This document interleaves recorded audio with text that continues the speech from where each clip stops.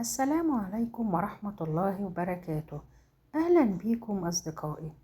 النهاردة هنتكلم في الفيديو بتاعنا عن لو انت نفسك تتغيري أو تغيري من حياتك، بس مش عارفة تبدأي منين ولا تبدأي ازاي. الفيديو النهاردة هيقولك ازاي تغيري وتغيري من حياتك بطرق بسيطة جدا. هل انت في يوم كده سألتي نفسك سؤال: أنا ليه مش راضية عن حياتي؟ ليه نفسي أغير حياتي كلها؟ بتبصي حواليكي بتلاقي إنك مش مبسوطة ومش متحمسة ومش شايفة نفسك، وعلى قد ما نفسك تتغيري على قد ما انت حاسة إنك تايهة ومش عارفة تبدأي منين. الإحساس ده مش ضعف، ده بداية حقيقية لأي تغيير كبير. وعشان تتغيري وتغيري من حياتك في مجموعة من الخطوات لازم تعمليها. أول حاجة، اعترفي لنفسك إنك محتاجة تتغيري فعلا. ما تقاوميش الإحساس اللي جواكك إن بيقولك إن في حاجة غلط وإنك لازم تتغيري، لأن طول ما انت بتقنعي نفسك إن كل حاجة تمام هتفضلي واقفة مكانك. التغيير الصح بيبدأ من الصراحة، صراحتك مع نفسك قبل أي حد تاني. تاني نقطة، ما تستنيش حافز. ما تقوليش لنفسك لما هيجيلي الحماس هبدأ، أو لما أكون في مود ومزاج كويس هتغير.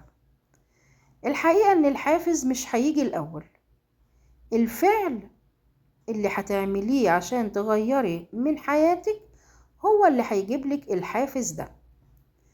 يعني ابدأي حتى لو انتي مش حاسة بأي حاجة، المهم انك تعملي خطوة صغيرة أو خطوة بسيطة، هتلاقي بعدها الطاقة هتظهر ليكي والحافز هيجيلك والحماس هيجيلك. تالت خطوة، ما تحاوليش تغيري كل حاجة مرة واحدة. أكبر غلطة بتقعي فيها أو كلنا بنقع فيها إن إحنا عايزين نبقى شخص تاني في يوم وليلة. عايزة تصحي بدري وتاكلي أكل صحي وتلعبي رياضة وتنجحي وتكوني مثالية في كل شيء. الحاجات دي كلها بتخليكي تبدأي بحماس، لكن بتقفي بسرعة، ما بتكمليش لأنك بتزهقي في الآخر. الصح، اختاري حاجة واحدة بس غيريها في حياتك وفي عاداتك. يعني عايزة تصحي بدري، اصحي بدري نص ساعة مثلا، أو امشي 10 دقايق، أو اقري كمية صغيرة حتى ولو صفحة. افتكر ان البساطة هي السر في ان هي اللي هتخليكي تكملي في حياتك وتكملي في طريقك. رابع نقطة، سامحي نفسك على الماضي. ما تفضليش تقولي لنفسك انا ضيعت وقت، انا كنت اقدر اعمل احسن من كده. الندم هيوقفك مكانك مش هيحركك. افتكري اللي فات خلاص انتهى، لكن اللي جاي هو اللي لسه في ايدك، هو اللي تقدري تتحكمي فيه وتغيريه على طريقتك. خامس نقطة ودي مهمة، غيري البيئة اللي حواليكي حتى لو بتغيير بسيط. المكان اللي انت قاعدة فيه اللي حواليكي له تأثير كبير جدا، وكذلك الناس اللي حواليكي. يعني الناس اللي بتتعاملي معاهم لو ناس سلبية هيسحبوا منك طاقتك. لو انت قاعدة وحواليكي فوضى هتحسي بالتشتت. لو ما عندكيش هدف هتفضلي تايهة طول العمر. ابدأي بحاجة بسيطة، رتبي مكانك، ابعدي عن اي ناس بتصدرلك طاقة سلبية، واسمعي كلام ايجابي، وبعدها هتتفاجئي انك بدأتي تتغيري. اخر نقطة، انك تكتبي كل افكارك، مش بس انك تفكري. الافكار اللي في دماغك لو فضلت جواكي ما طلعتش على ورق وكتبتيها هتلخبطك. لكن انت اكتبي انت عايزة ايه، أو خايفة من إيه أو إيه اللي مزعلك. لما هتكتبي كل أفكارك على ورقة هتبدأي تفهمي نفسك، واللي بيفهم نفسه بيعرف إزاي يغيرها. أهم حاجة تعرفيها إن التغيير مش خطوة فقط تمشيها، التغيير ده قرار لازم تاخديه كل يوم.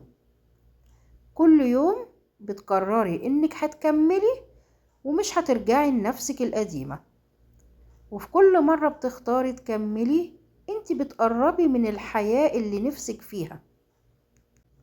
ولو انت حاسة انك اتأخرتي، احب اقولك ان مفيش وقت متأخر للتغيير، في وقت متأخر للاستسلام. طالما لسه بتفكري يبقى لسه فيه امل. ولازم تعرفي ان مفيش حد هيجي يغيرلك نفسك، ومفيش وقت مثالي هيجي لوحده.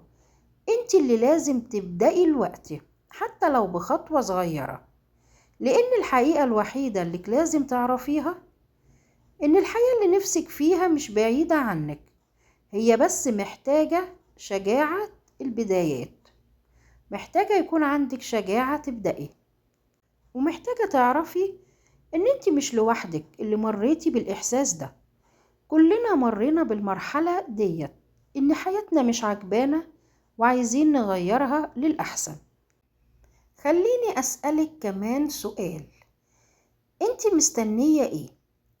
مستنية تصحي فجأة تلاقي نفسك جاهزة عشان تتغيري؟ مستنية حد يجي يشجعك؟ أو مستنية الظروف تتحسن؟ طيب اسألي نفسك، لو اليوم ده مجاش هتفضلي واقفة مكانك قد ايه؟ الحقيقة ان مفيش حاجة هتتغير غير لما انت تقرري تتغيري بنفسك، ومش بكرة ولا لما يكون في مودك احسن. هتتغيري دلوقتي وانت مش جاهزة، او انت خايفة، او انت تايهة حتى، لان كل الناس اللي وصلوا ما كانوش جاهزين في البداية، بس الفرق انهم بدأوا وانت لسه بتفكري. وخلي بالك ان كل يوم بيعدي وانت واقفة مكانك ده مش يوم عادي، ده يوم بيتخصم من الحياة اللي كان ممكن تعيشيها، اللي هي الحياة اللي فيها راحة، اللي فيها ثقة، الحياة اللي فيها إحساس إنك فخورة بنفسك. فإما إنك تفضلي تستني وتقولي لسه بدري لحد ما تلاقي نفسك بتقولي يا ريتني بدأت من زمان، أو إنك تاخدي القرار اللي ممكن يغير كل حاجة، قرار إنك تبدأي، لأن مفيش بداية كاملة، في بداية بشجاعة بس. فلو وصلت لحد هنا في الفيديو يبقى جواكي جزء لسه عايز يحاول، جزء مؤمن بإنك تقدري تتغيري. فما تسكتيش الصوت ده، لأنه يمكن اللحظة دي تحديدا هي اللحظة اللي هتغير كل حاجة. ابدأي عشان ما تبقيش مثالية، لكن عشان تبقي أحسن من امبارح. انت مش محتاجة معجزة عشان تتغيري للأحسن، انت محتاجة قرار. والسلام عليكم ورحمة الله وبركاته.